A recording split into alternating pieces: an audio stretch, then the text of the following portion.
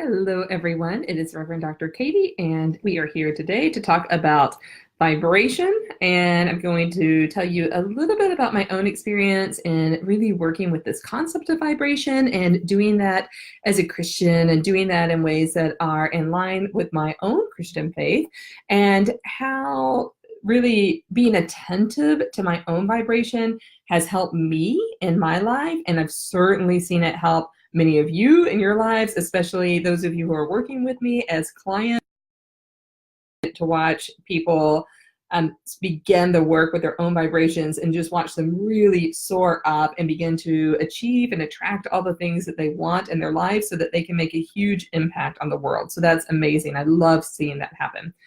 Hold on, my eye is having a little vibration problem. I feel like an eyelash. Okay, I think that's better now. So this word may be new to you if you are just beginning on this journey, or if you've been on this journey for a while, then the word might not be so new. But vibration is really simply a word that talks about our own inner state of being. And how we feel about ourselves and how we feel about the world is projected to everything around us, and so impacts the way that we experience this creation. It impacts the way that we experience humanity. It impacts the way we experience the world, and it impacts what kind of experiences that we have here on this earth. And to have a really high vibration, which is what we're going after, we have to be attentive to that world within. So in the New Testament, it talks about Jesus withdrawing from the crowds, going into private prayer and reflection. And I imagine that this was in part kind of this reset that he needed to do for his physical body and for his spirit. And all the parts of ourselves need attention: mind, body, spirit, right? So that's one way that we are attentive to our vibration. Now, it's definitely possible for you to go into a time of private prayer and be really negative and therefore not really raise your vibrations at all, right? So even in our prayer life, we want to be attentive to having high vibrations. This doesn't mean glossing over difficult things. This doesn't mean that kind of hardships in the world don't exist. It means that we are placing ourselves in the highest place possible for us at that moment in time so that we can have the greatest impact on both ourselves, our loved ones, and the world. And with practice, we do this and it gets higher and higher and higher and higher so that we can be in a higher and higher and higher place of living our Christian mission, which is just the most wonderful part of my life, right? When I get to do that and do that at the highest level that is available for me. So I'm going to make a big guess, and you all tell me if this is correct. When you are feeling kind of low vibration, and you may not call it that, just when you're feeling down, especially when that kind of lasts for a long time, you're not really sure why, you probably turn to resources to assist you. And don't get me wrong, because I love resources. I'm in my kind of home office. It's filled with resources all around me. I have cards, I have stones, I have icons, I have oils, I have, you name it, right? I'm going to show you some in a little bit. And resources are fantastic, and resources can help us get in tune with our vibration and raise it to a high level. So let me show you just a few that I have. So here are my frankincense oil. It's maybe my favorite. I'll probably use it on my eye. Sorry about that buzz. I have my an email system program open, and apparently I just got an email. All right, so frankincense is an amazing way to raise your vibration very quickly, but it can't do it on its own. You have to do your part and help it. Here I have, an angel icon, and this reminds me of Angel Jeremiah, who was around and assisting. I have chakra oils that I've made. Here I have this beautiful singing bowl. You kind of hear it. That was given to me at my ordination. So every time I ring it, the vibration not only assists me, it reminds me of all the wonderful community who believed in me, and they laid their hands on me and brought me into Christian ministry at a new level. So resources are good, but if we treat them like a grab bag and we're simply looking to a resource to fix our vibration, it will never work. It just won't. It won't. The vibration starts within. Something like oil, it's a great oil, is a tool to help us with our vibration once we make that interior shift. The interior shift has to happen first, and then the tools help us make it faster. They can serve as reminder. You don't have to have any tools to shift your vibration, right? So I get asked a lot, like, what resource will do this? No resource will do anything for you without it starting in your interior soul space. That's where the real magic happens. So we can't be like kids at Halloween reaching into the candy jar and expecting to come up with the perfect resource that will completely transform our lives. We transform our lives, and then we find the appropriate tools to help us. And I know when I was first starting on this journey, there's so many resources, it can be really overwhelming. And sometimes I would just kind of shut down.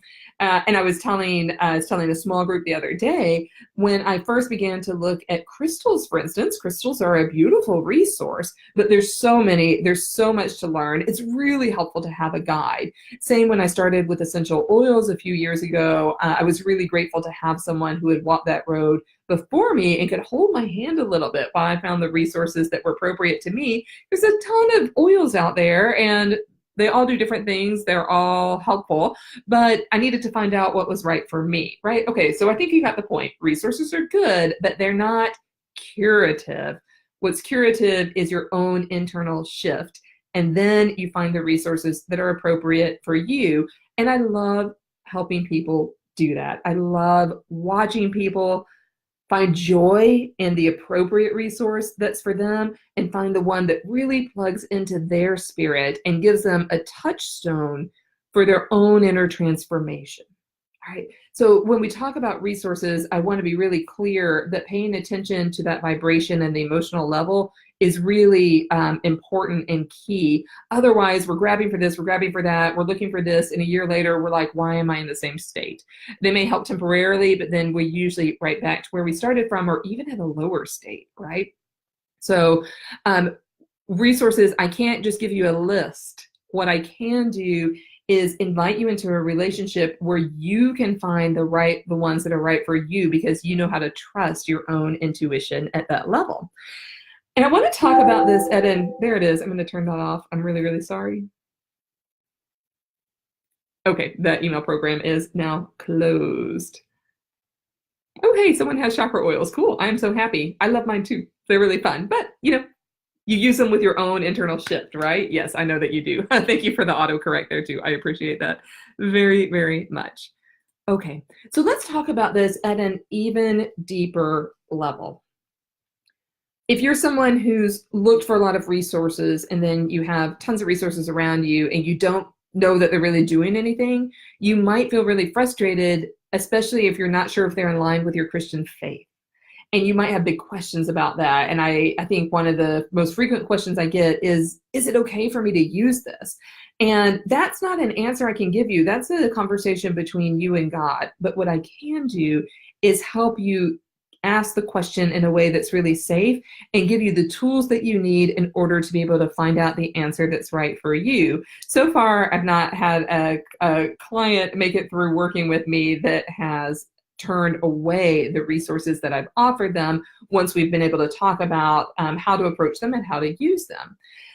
But then I bet a lot of you might feel frustration at not only sort of the world of these resources, which tends not to be Christian and tends to place Christ not in a savior role, but in another kind of role.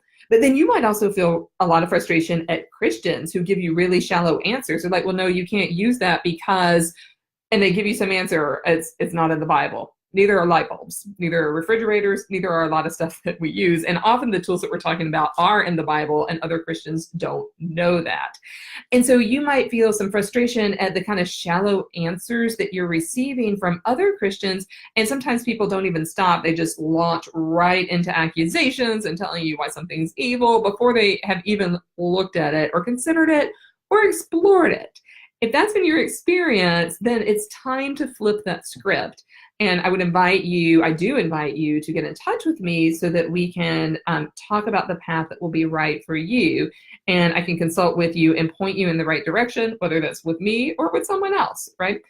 So remember that a resource is just the tool, and it's not going to do anything for you without you wanting to raise your vibration from this place of sincerity and strength and really getting in touch with your emotional core. What resources can help us do once we find the right ones to work with us is that they help us learn to listen to our intuition, to tap in very deeply to spirit, so important, and to distinguish between our intuition and the Holy Spirit speaking to us, and that anxious fear or anxiety, which can kind of creep in, and sometimes we listen to that voice and we believe that it's our intuition. But to raise our vibration, we have to be able to distinguish between those two and tap into our intuition. And again, I love watching all of you do that and figure that out. So I'm going to give you a real life example. A real life example is I am staffing a retreat in about 3 weeks. And about 2 weeks ago, I was getting so anxious because the numbers were down. I was starting to worry about the finances for the retreat. This is a retreat that needs to serve women in my region. And I was getting, like, I wasn't sleeping well. And so I want to point this out because my vibration about this retreat was getting so low. It was keeping me up at night. So I'm a real person. This happens to everyone, right? But now I have the tools in order to be able to counteract that vibration and raise it up. So I did turn inward and I thought, what is this anxiety really about? And I realized it was partly about my image of myself, right? I don't want to be seen as the staff person who has a retreat that's not sustainable. Well, I can get rid of that ego right away. This retreat is not about me. It's about meeting the needs of women in Northern California and Nevada and providing the best retreat experience that we can for them. And that's what's important, right? So I shifted my vibration so that that became the focus. Got a few tools, slept through the night. That's beautiful. If you're not sleeping through the night, it's really hard to have a high vibration. So we all know that. So I was able to do that and then really started to shift my own vibration about the retreat. It's like, we're going to have a fantastic retreat. Retreat is going to serve all of the women that it's called to serve. I started putting that vibration into my prayers because if the energy I'm projecting out there to all of these churches is scarcity and there's not going to be enough, and why aren't you attending? Who's going to come? Why would they want to? And they're able to feel and experience that vibration even if I'm not saying those words, right? That's the energy that I'm projecting. So did a rewrite. Registrations are starting to come in. I know that we are able to meet the needs of women here in Northern California, Nevada. So that's just one example that I have for you. And I would love to hear your examples. And I would love to teach you on this journey, to guide you on this journey as you are working with your own vibration and intuition and raising it to the highest level possible to live a beautiful life so you can impact the world in all the amazing ways that you want to. Let me look at a few more comments. Hello, everyone. Okay, this is a great question. Do you have to have tools? No, you don't have to have tools. Tools are tools. They're helpful. I encourage people to be selective because you can have 100 things around you and then you're like, which one do I choose, right? Whereas if you have 2 or 3 fantastic ones that you know work for you, that's a better spot to be in. So that's kind of my advice with that. What I like to do is help people find out the tools that they are best suited for, right? For some people, it may be sound technology. For some people, it may be oils. For other people, it might be interior practices that they do. There's so many options, and let's work together and figure out which ones they are. So yes, okay, so just looking back at the comments, yes, I do make chakra oils, so they probably are from me. So I'm so happy you have them. I have a whole new batch right over here. So if anyone's interested, let me know. And those of you, some of you have them as a gift from me for the work that we've done together. And so I love hearing about your use of those oils too. Okay, yep, so we did talk about what a vibration is, but I'm happy to talk about that again.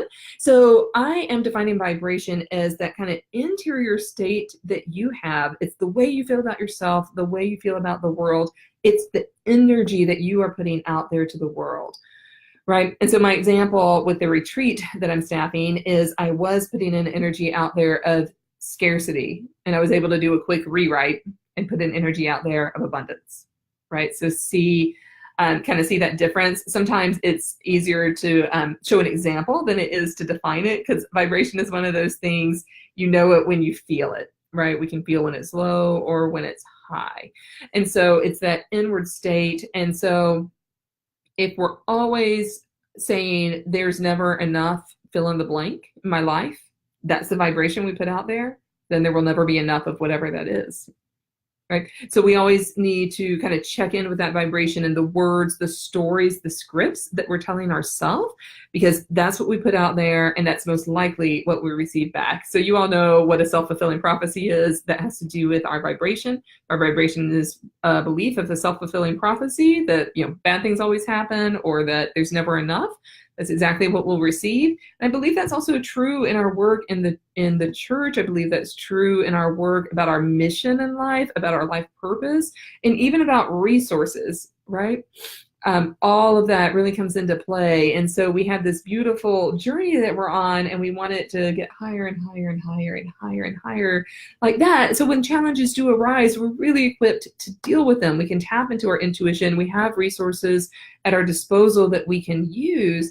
And then we're able to make whatever shifts and changes we need to really quickly and deal with those challenges in a holistic way that we know is in really high resonance. So it all starts with vibration and with appropriate resources that we use as tools, not as things to worship or not as fix-its. They don't do the fixing, we do, right? We do with God's help.